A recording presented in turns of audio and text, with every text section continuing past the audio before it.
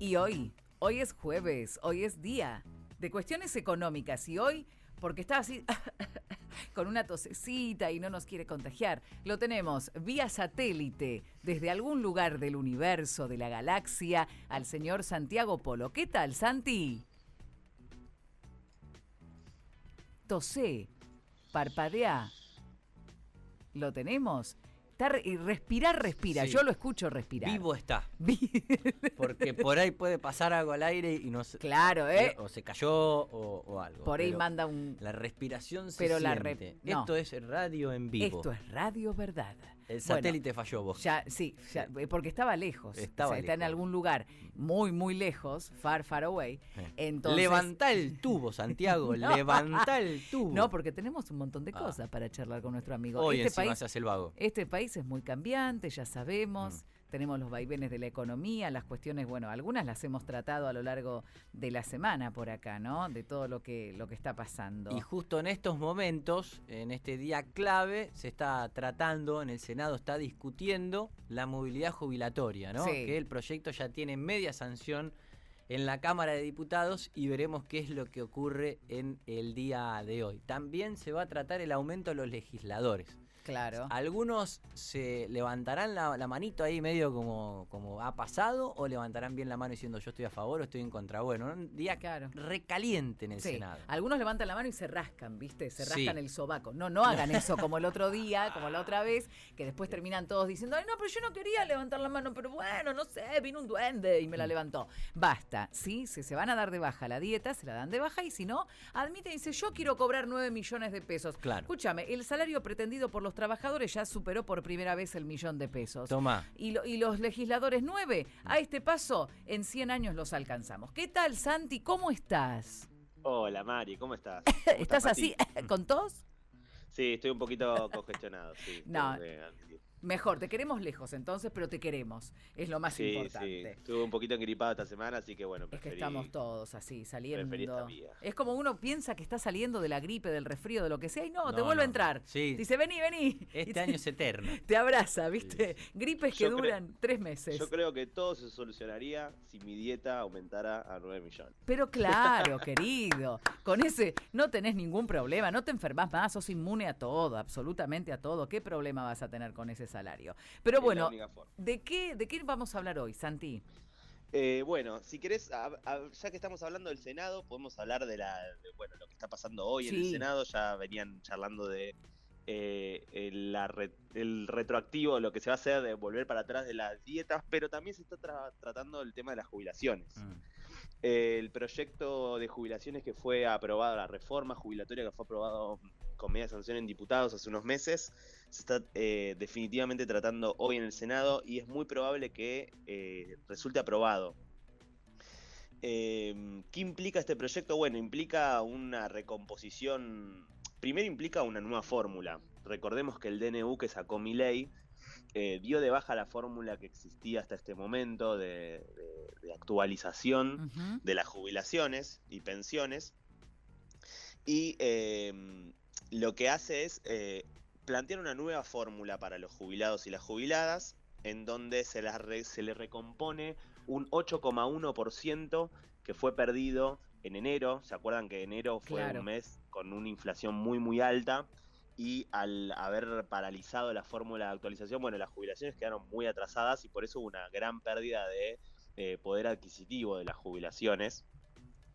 Entonces lo que plantea en primer lugar es recomponer lo perdido, y por otro lado es un poco hacia el futuro de que las jubilaciones aumenten en una combinación entre lo que es el índice de precios al consumidor, que mide la inflación minorista, y la remuneración imponible promedio de los trabajadores estables, o el famoso RIPTE, que es básicamente un indicador salarial que se basa en los aportes a la seguridad social de los trabajadores registrados. Es decir, cuando por ejemplo, los trabajadores cobran más que la inflación o tienen aumentos por arriba de la inflación, que las jubilaciones acompañen esos aumentos de alguna manera y que no sean solo aumentos por inflación. Es decir, como si fuese como una especie de, por decirlo mal y pronto, una cláusula gatillo en el cual yo te aumento mes a mes por inflación o trimestralmente por inflación, y cuando los salarios del sector privado aumentan por arriba de la inflación, bueno, las jubilaciones también tendrían un aumento similar. Se habla más o menos de la mitad de ese aumento que tengan por arriba de la inflación. Lo que se está tratando también es una recomposición de los fondos jubilatorios adeudados a las provincias, que según la Oficina de Presupuesto del Congreso totalizan unos 700.000 millones de pesos. Y bueno, estas dos grandes modificaciones que se proponen hacer en términos de reforma jubilatoria implicarían un aumento del gasto en términos de jubilaciones del 0, casi del 0,5, un poquito más del 0,5% del PBI. Recordemos que el gobierno de Javier Milei, como venimos charlando semana a semana, tiene uno de sus principales caballitos de batalla, es el superávit fiscal. Sí. Superávit fiscal que consigue, no es que consigue superávit de 1 punto del PBI, 2 puntos del PBI, eso implicaría un ajuste feroz, sino que son ajustes, son superávit del 0,1, 0,2. Entonces imagínate plantear un gasto del 0,5% del PBI ya para el mes que viene, implicaría que de los próximos meses tengamos déficit fiscal, o que en términos de lo que plantea Javier Milei de conseguir este equilibrio, bueno, si yo gasto acá, voy a tener que reducir en otro lado. Claro, el tema es, ¿por qué no reduce en otro lado y recompone los salarios? Porque el costo político de vetar el aumento a los jubilados yo creo que puede ser peor que todo lo otro que está pasando, porque ya digamos que el achicamiento en el área de ciencia y tecnología es grave, la venta de terrenos del Estado, que es lo que quiere hacer Santiago Caputo, también ya levantó, por ejemplo, en las Fuerzas Armadas algún tipo de descontento, pero es como el eslabón más débil de esta cadena que somos todos, ¿no? Como sociedad, el jubilado, el pensionado. Me parece que el costo político para Milei podría ser muy alto, en un momento donde no hay mucha felicidad en la calle. Sí, yo creo que el costo político puede ser muy alto, sin duda, de los eslabones más débiles a nivel social. Uno de ellos son los jubilados, el otro, digo, en general nunca se habla en términos de eslabones, pero yo creo que sí, en términos de niños, niñas, adolescentes, digamos, siempre se habla, bueno, ¿dónde pone el mayor gasto público del Estado para combatir la pobreza? Y bueno, hoy tenemos jubilados por debajo de la línea de pobreza, y tenemos también muchísimos niños, niñas y adolescentes que también están debajo de la línea de pobreza. Entonces siempre hay un desafío de, bueno, ¿cómo gasta el Estado para combatir en estos dos sectores que son los eslabones más débiles de la sociedad, para que recomponer de alguna manera o evitar que caigan más debajo de la línea de la pobreza? Pero sin duda el gobierno de Javier Milei va a tener un gran costo político porque, por palabras del propio presidente, dice que van a vetar esta ley cuando salga aprobada. Sí. Claro. La única forma que tendría de no vetarla es que la aprobación sea contundente, digamos, y no parece ser la cuestión, va a ser por mayoría simple. Creo que debería ser una mayoría de 2/3 de la Cámara, pero bueno, no va a suceder, así que todo parecería ser que se encamina a vetarlo. Ayer incluso el presidente retuiteó un hilo de tweet que decía que, bueno, obviamente un poquito de circo, como siempre, como estamos acostumbrados, diciéndole degenerados fiscales a quienes proponían la reforma jubilatoria y demás, pero que aclaraba que se iba a vetar este proyecto de ley si salía aprobado. Así que esas son las novedades. Caliente el Senado. Y en un punto, Santi, también sale favorecido el gobierno, si es que se veta, te estaba escuchando atentamente, en un punto porque la inflación sí va en baja. Después las consecuencias o el porqué se analizarán, pero en un punto también le sirve para gastar menos dinero entonces al gobierno, porque si las jubilaciones van por inflación, con una inflación que va en un dígito, con objetivo de que llegue, no sé, a 0 o a 1, en un punto también es menos ingreso que tiene que poner el Estado para los jubilados, digamos. En su mirada política les conviene eso. Sí, yo creo que, a ver, hoy en día los aumentos a jubilaciones los van determinando por decreto, el Poder Ejecutivo, digamos, no hay una fórmula clara de cómo se terminan aumentando las jubilaciones, entonces van acomodando en función de los objetivos fiscales que tienen, digamos, claro. no según los objetivos de política de ingresos, de recomposición salarial y de recomposición del poder adquisitivo de las jubilaciones. Entonces, la inflación es una variable que en definitiva no manejan. Están tratando de manejar, pero uno nunca sabe si el sendero va a seguir siendo definitivamente camino a cero o si va a tener otro fogonazo inflacionario de nuevo en algún momento. No nos olvidemos que todavía faltan ajustes de tarifas, Claro. que falta la salida del cepo. O sea, el gobierno sigue teniendo distintos desafíos que pueden llegar a provocar que algún salto del dólar que impacte la inflación, algún ajuste de precios que aumente costos de transporte, de logística, que impactan en inflación. Entonces, si bien hay un sendero de desaceleración, puede ser que la inflación en los próximos meses pueda volver a subir por algún ajuste o por alguna salida de cepo, digamos, por todos estos desafíos que todavía tiene el gobierno para seguir en este camino de corrección de la macroeconomía argentina. Bien. Qué semanita, ¿no? No, acá no te aburrís nunca. No. Más si ocurre, no nos aburrimos nunca. Si ocurre finalmente que se veta, ¿no? Va a ser la primera ley vetada y demás, bueno, ¿no? Las repercusiones un poco también con las miradas que tienen con el PRO, la política y la economía están un poco de la mano, me parece, ¿no? Sí, hay que ver cuánto el costo político ya sabemos, es altísimo. Ahora, el costo monetario por ahí no es tan alto. Entonces, y le estás dando lo que corresponde, o sea, le estás dando un un alivio. 8,1%, un alivio que hoy la jubilación mínima son 225.000 pesos, si no tengo mal, con un bono de 70.000 pesos. Sí, llegan a 300 o lo superan por poco por ese bono, si no, no. Ni siquiera, son 290.000 pesos y pico el mínimo. Y que encima todos los meses el bono está sujeto a... Exacto. Sufrís si te lo entregan o no. Sí, no sabes si te lo van a dar en septiembre. No se sabe. Bueno, un tema muy muy sensible. Entonces, Santi, un poco la mirada es esa, ¿no? Es casi voto cantado. Se aprobará y se vetará. Y yo creo que sí, digamos, ya fue avisado. Veremos qué impacto político pueda llegar a tener en estos meses esta decisión que tome el oficialismo. Pero bueno, seguiremos como estamos, digamos. Lamentablemente es así, digamos, ustedes saben que el costo de vida ha aumentado muchísimo. Se dijo en un informe de la UBA que salió esta semana, tenemos uno de los costos de vida más altos de América Latina. Se compara con el salario mínimo, pero el salario mínimo es muy cercano a la jubilación mínima. Entonces estamos hablando de que los jubilados no pueden acceder, si se quiere, a costos de vida razonables, los jubilados de la mínima, obviamente. Entonces, bueno, el panorama es bastante complicado en términos de ingresos de la población, en términos generales. Tiene un gran desafío, Santi, si querés charlamos la próxima un poco, pero va un poco también en el contexto, con el presupuesto, ¿no? ¿Qué va a pasar ahí? Y sí, eso hay que analizar. El 15 de septiembre es el último día que para presentarlo.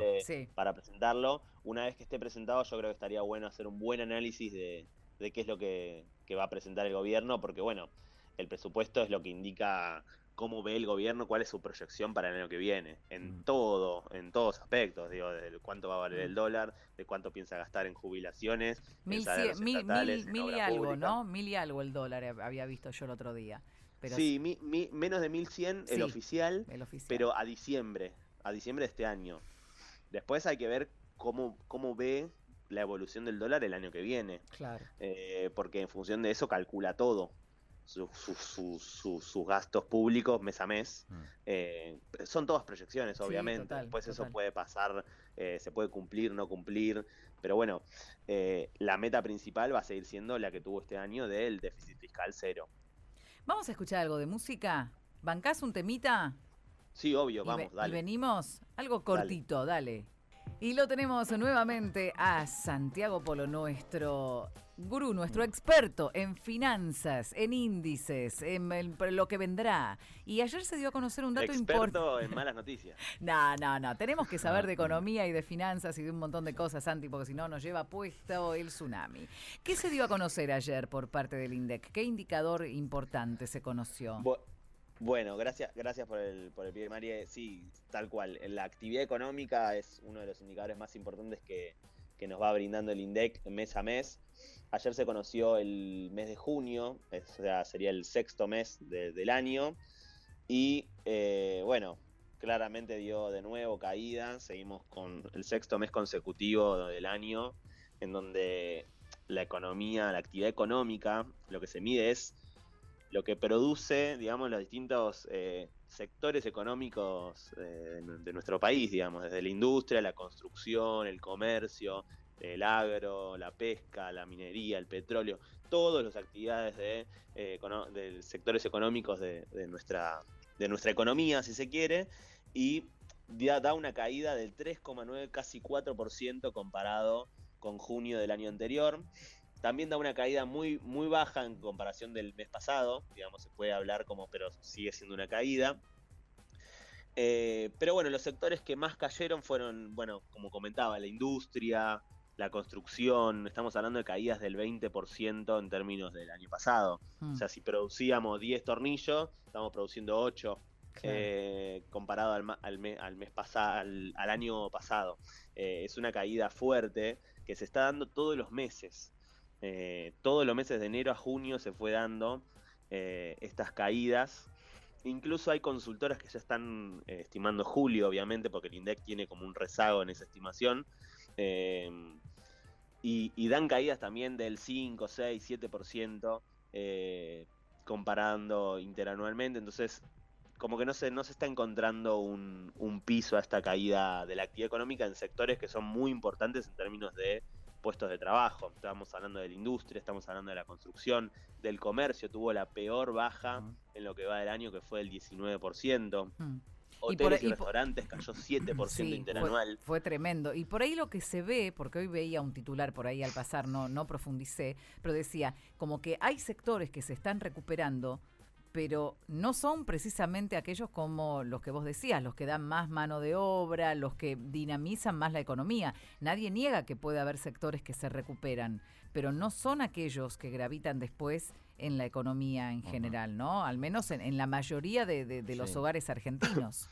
Sin duda. Lo que muestra el INDEC es que los sectores que impulsaron que la caída no sea tan fuerte, es decir, que sectores que aumentaron en función del año pasado, son, obviamente, el que encabeza, lidera el ranking es agricultura y ganadería, que creció un 82% interanual, es decir, casi que se duplicó con respecto al año pasado, pero lo que tenemos acá es que el año pasado tuvimos una muy fuerte sequía, entonces estamos comparando con un piso muy, muy bajo. Entonces, bueno, hubo una recomposición, si se quiere, más que un crecimiento genuino. Claro. Los otros dos sectores con crecimiento interanual grande son, por un lado, pesca y petróleo y minería. Sin dudas, los sectores relacionados con recursos naturales son los que más crecen, los que por lo menos tuvieron algún crecimiento en estos meses. Y sin después duda, están un poco los que se agarran también, perdón, Santi, un poco los que se agarran también del momento ¿no? Digo, Bridgestone, por ejemplo, una de las fabricantes más grandes de neumáticos, que despidieron 400 empleados en Lavallol. Que algunas se agarran un poco como de la crisis, que algunos sectores como van en ganancia, pero así todo un poco se agarran de la crisis como para ajustarse, o porque no saben lo que se va a venir, o un poco lo que se vive en el panorama, digo, porque las empresas estas que son las productoras de neumáticos vienen ganando hace millones de años. De hecho, tienen participación los trabajadores en las ganancias. Exacto. Y les dan un bono de fin de año, que el último no sé si no fue de un millón de pesos. Exacto, entonces ahí es como que no se condice. Claro, no se entiende, o sea, no se entiende cuál es la inseguridad que está dándole el país a esta gente como para que por ahí trasladen su producción a otro país. Exacto. Brasil, pienso. Exacto. Sí, a ver, pueden pasar mil sectores, mil cuestiones, pero la industria automotriz puntualmente, porque Bridgestone es proveedora de neumáticos, la industria automotriz puntualmente es uno de lo veíamos la semana pasada, en términos de capacidad instalada, es una de las industrias o de los sectores industriales con la capacidad instalada más baja. Es decir, de 10 máquinas que tiene, en general la industria tiene prendidas 5 y pico. Pero la industria automotriz está en 4, o sea, está en niveles en términos de pandemia. O sea, estamos hablando de cierre total. De niveles muy, muy bajos. Claro. 40% menos entonces, en junio hubo de producción de autos.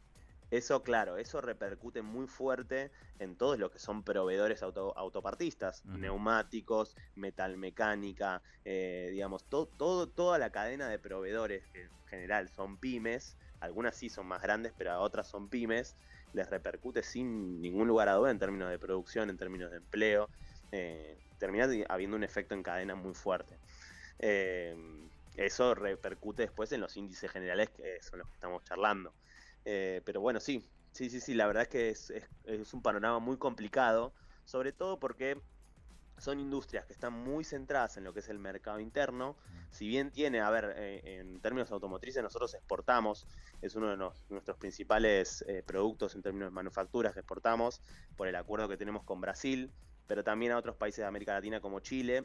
Pero nosotros está muy basada nuestra industria en el mercado interno, en el consumo interno. Y con los ingresos tan bajos, o sea, tan por el piso, ¿quién se pone a comprarse un auto hoy en día? Y que está inalcanzable también. Volkswagen, mira, justo Santi también, sumando a tu información, recortó 300 empleados, claro, por el derrumbe de las ventas del mercado automotor. Volkswagen en Argentina. Los precios igual también son disparatados, los valores de los autos es imposible. En millones y millones de pesos. Sí, sin dudas. Los precios en dólares de las cosas se volvieron muy, muy caros. Claro. Y los salarios medidos en dólares, para los productos que están medidos en dólares, que son muchos en la economía argentina, que si bien te los cobran en pesos, están medidos en dólares por costos y demás. La verdad que la relación se volvió inalcanzable. Y era lo que hablábamos un poco antes, digamos, del costo de vida, que si bien el informe lo mide en términos de salarios mínimos, pero en términos de un montón de bienes de la economía se puede medir y se volvió muy caro en dólares la economía argentina. Claro. Y el salario quedó muy, muy atrasado. Ahora, Santi, una pregunta por ahí muy personal, pero cuidado lo que le vas a preguntar. Más de café, como le pregunto, más de café, del cafecito que vos haces de cuenta, no des nombres. Pero cuando vos sos un economista, cuando seguramente estás con el teléfono todo el día, llamado, te contactarás con gente que es empresarios o trabajadores. ¿Qué ven? ¿La ven? ¿No la ven? Y no, lo cierto es que lo que indican, en general los empresarios industriales están sufriendo un golpe muy, muy grande. La gran mayoría están haciendo esfuerzos muy, muy grandes para poder seguir manteniendo los niveles de trabajo, los puestos de trabajo en sus fábricas. Están quemando stocks, digamos, o sea, lo que pudieron estoquear, digamos, en términos de bienes, de insumo para su producción, lo están poniendo a trabajar ahora para poder seguir manteniendo los niveles o no perder tanto en función de expectativas de que mejore la cosa. Claro. Pero lo cierto es que no hay, todavía no se ve la luz como se usaban frases durante el macrismo, ¿se acuerdan? Bueno, la luz al final del túnel no se está viendo, por lo menos en sectores que son, grandes dadores de puestos de trabajo, que es el sector de la industria, el comercio, la construcción, hoteles y restaurantes. La verdad es que todavía falta que haya una recomposición de ingresos como para que el mercado interno se empiece a mover un poco más. Y eso impacte positivamente en lo que son producción, trabajo, empleo en estos sectores. Bueno, Santi, buen fin de semana. Que salga todo bien, no vamos a spoilear nada del partido, nada, que salga todo bien. No, vamos paso a paso. Y nos encontramos el jueves que viene. Dale, que te mejores. Bueno, María, muchas gracias. Un abrazo. Ahí estaba nuestro experto en finanzas, en economía, en explicar un poquito y bajarlo a la tierra para que todos lo podamos comprender. Santiago Polo, en Sin Fin.